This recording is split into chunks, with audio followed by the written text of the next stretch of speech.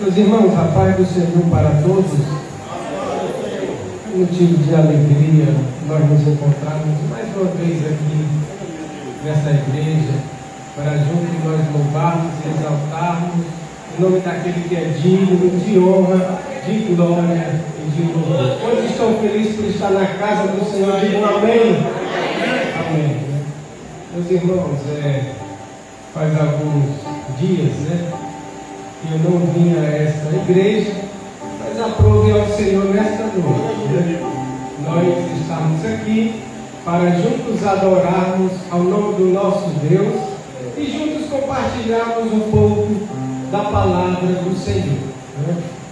E nesta noite eu quero compartilhar com vocês uma palavra que se encontra no Evangelho de Lucas,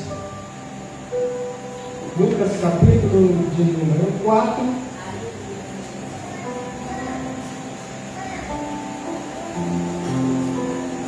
Lucas, capítulo de número 4. A partir do versículo de número 14 ao 22. Lucas, capítulo de número 4. Do 14 ao 22.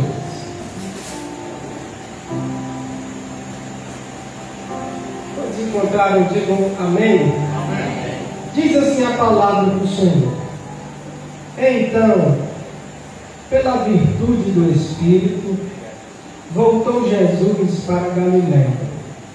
E a sua fama correu por todas as terras em derredor. E ensinava nas suas sinagogas, e por todos era louvado. E chegado a Nazaré, onde fora criado, entrou num dia de sábado, segundo o seu costume, na sinagoga, e levantou-se para ler. E foi-lhe dado o livro do profeta Isaías.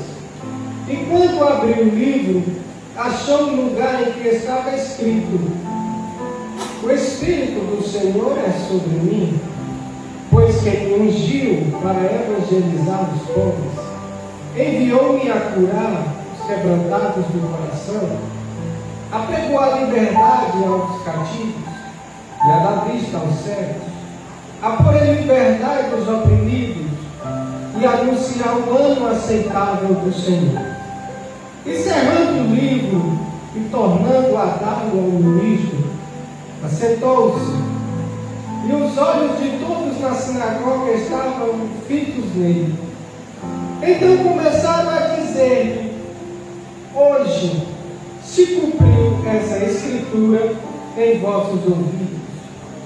E todos lhe davam testemunho e se maravilhavam das palavras de graça que saíam da sua boca, e dizia: não é este o filho de José? Meus irmãos, eu quero agradecer a Deus, em primeiro lugar, por estar aqui nesta noite. Em segundo lugar, quero agradecer também a oportunidade que me é dada pelo presbítero Estevão Almeida. Deus possa continuar abençoando cada vez mais o seu ministério aqui nesta congregação, juntamente com o seu companheiro, Diácono Marinho, os obreiros, as senhoras, toda esta igreja. Que Deus possa fazer prosperar cada vez mais o trabalho do Senhor aqui. Aleluia! Na vida. Eu me maravilhei nesta noite com o hino que as crianças louvaram ao Senhor nessa noite, que diziam o seguinte, que pedia para Deus desembocar os vasos e encher eles de azeite. E azeite é um dos símbolos do Espírito Santo. Aleluia! E muitas das vezes nós que vamos ministrar a palavra do Senhor, compartilhar uma palavra do Senhor, a gente fica no nosso lugar pedindo a Deus que Ele confirme a sua mensagem. Aleluia! Deus é gracioso que confirmou essa mensagem aqui nesta noite. Aleluia! Isaías, e ele, se eu estiver no culto, Deus tem tocado uma palavra no meu coração e Ele não confirmou, com nenhum louvor. E aí? E aí que você peça graça ao Senhor e fale a palavra do Senhor. Porque a Bíblia diz que a palavra que sai da minha boca, ela não volta para mim vazia. Aleluia! E peça graça ao Senhor e pregue a palavra do Senhor. Porque a Bíblia diz que a palavra do Senhor ela é viva e é eficaz. Então essa é a palavra do Senhor nosso Deus. Nós estamos diante de um texto que foi escrito pelo evangelista Lucas. Lucas ele é conhecido como um médico, historiador e companheiro do apóstolo Paulo nas suas viagens missionárias. Esse autor Lucas, ele também é escritor do livro que nós chamamos de Atos dos Apóstolos. Então nós temos 2 livros do Novo Testamento escritos por Lucas. É o seu Evangelho que nós acabamos de ler, e a continuação do seu Evangelho, que é o livro dos Atos, que é também conhecido como Atos do Espírito Santo. Então Lucas, ele também é conhecido por 2 coisas. Primeiro, Lucas é conhecido como evangelista da oração, porque ele vai dar uma ênfase em todas as vezes que Jesus vai tomar uma determinada decisão no seu ministério. Por exemplo, Lucas vai dizer que quando Jesus vai chamar os seus 12 discípulos, que depois se tornaram apóstolos, Lucas vai dizer que Jesus ele passou a noite orando, pedindo a Deus a revelação, pedindo ao Senhor que lhe iluminasse, para que chamasse as pessoas corretas. E segundo, Lucas ele é conhecido como evangelista do Espírito Santo, porque ele vai dar uma ênfase a respeito do Espírito Santo. Glória a Deus! Lucas ele vai colocar o Espírito Santo no seu devido lugar. Lucas ele vai dar primazia ao Espírito Santo, tanto no seu Evangelho como no livro dos Apóstolos, nos Atos dos Apóstolos. Se não vejamos, quando João Batista ele está no templo oferecendo sacrifício, porque ele era sacerdote, e de repente aparece um anjo, e o anjo traz-lhe ali uma notícia que nós encontramos no capítulo 1, verso de número 15. Isso falando a respeito do seu filho João Batista. Ele diz: porque será grande diante do Senhor, e não beberá vinho, nem bebida forte, e será cheio do Espírito Santo, já desde o ventre da sua mãe. Aleluia! Quando Maria recebe a visita do anjo Gabriel e vai falar os planos de Deus para ela, ele vai dizer o seguinte: e respondeu o anjo, disse-lhe: descerá sobre ti o Espírito Santo, e a virtude do Altíssimo te cobrirá com a sua sombra. Porque também o santo que de ti há de nascer será chamado Filho de Deus. Então veja a importância do Espírito Santo que Lucas traz no seu Evangelho. E aí, quando Isabel está grávida do 6º mês, Maria vai visitar a sua prima, que é o que nós encontramos no verso de número 40 e 41. E quando Isabel entrou na casa de Zacarias e saudou a Isabel, e aconteceu que ao ouvir Isabel a saudação de Maria, a criancinha saltou no seu ventre, e Isabel foi cheia do Espírito Santo. Oh, glória a Deus. Quando João Batista nasce, Zacarias vai entoar um hino de louvor ao Senhor. E no verso de número 67 vai dizer: e Zacarias, seu pai, foi cheio do Espírito Santo e profetizou. Aleluia! No capítulo de número 2, verso de número 25, vai dizer que havia em Jerusalém um homem cujo nome era Simeão. E vejam as características de Simeão. Este homem era justo, segundo, temente a Deus, esperando a consolação de Israel. Terceiro, e o Espírito Santo estava sobre ele. Aleluia! E fora revelado pelo Espírito Santo que não morreria antes de ter visto o Cristo do Senhor. Aí verso 27 vai dizer: e pelo Espírito foi ao templo. E quando os pais trouxeram o menino Jesus, para com ele procederem segundo o uso da lei. O que é que nós vemos aqui, Isaías? É que havia uma promessa de Deus para Simeão. E o Espírito Santo, ele preservou Simeão. O Espírito Santo sustentou Simeão. Aleluia! Tem promessa de Deus aqui nesta noite. Glória a Deus!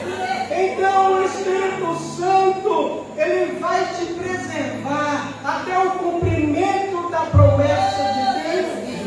O Espírito Santo vai te sustentar até o cumprimento da palavra, da promessa de Deus.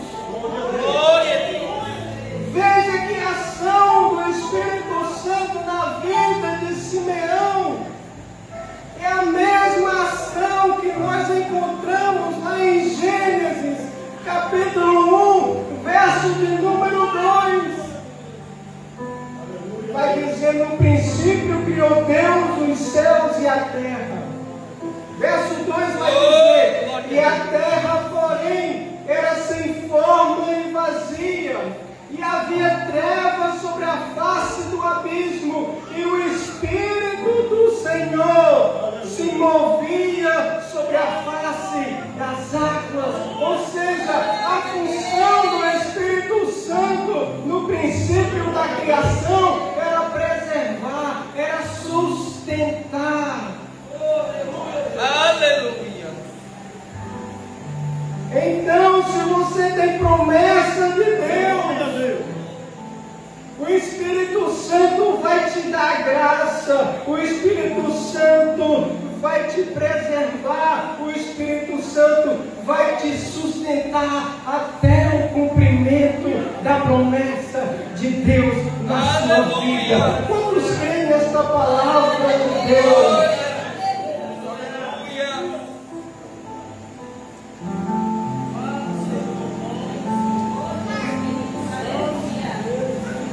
Lucas capítulo 3, então veja que nós temos o agir do Espírito Santo a partir do capítulo 1, a ação do Espírito Santo a partir do capítulo 2, a ação do Espírito Santo continua no capítulo 3. 3, verso de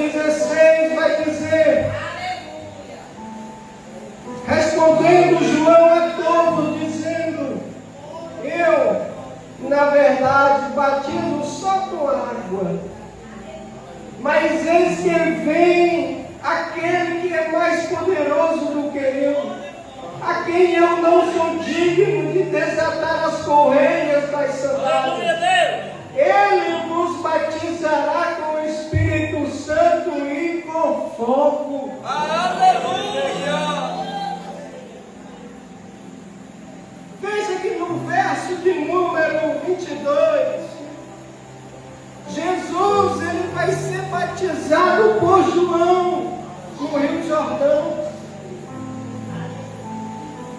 E Jesus, quando é batizado, no verso 22 vai dizer: e o Espírito Santo desceu sobre ele na forma corpórea, como uma pomba. E ouviu-se uma voz do céu que dizia: tu és meu filho, em ti me tenho comprazido. No capítulo de número 4, nós temos a tentação de Jesus. E olha como é que o capítulo 4 começa. E Jesus, cheio do Espírito Santo, voltou do Jordão e foi levado pelo Espírito ao deserto. Para que o Espírito levou a Jesus ao deserto? Para ser tentado pelo diabo. Veja que o texto começa a dizer: e Jesus, cheio do Espírito Santo, foi para onde? Foi para o deserto. Para quê? Para ser tentado pelo diabo. Aleluia! E olha como é agora que Jesus sai do deserto. Jesus entra no deserto cheio do Espírito Santo.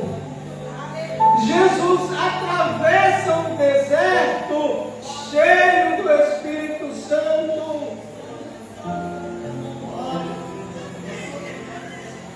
Porque deserto não é lugar de esvaziamento do Espírito Santo. Aleluia! Deserto não é lugar de crente parar, nem tampouco morrer, nem sucumbir. Deserto é lugar que o crente passa, mas se ele estiver como Jesus, cheio do Espírito Santo, ele vai entrar cheio do Espírito Santo, ele vai estar no deserto cheio do Espírito Santo. E sabe como é que ele vai sair do deserto? Ele vai sair cheio do Espírito Santo. Glória a Deus! Aleluia!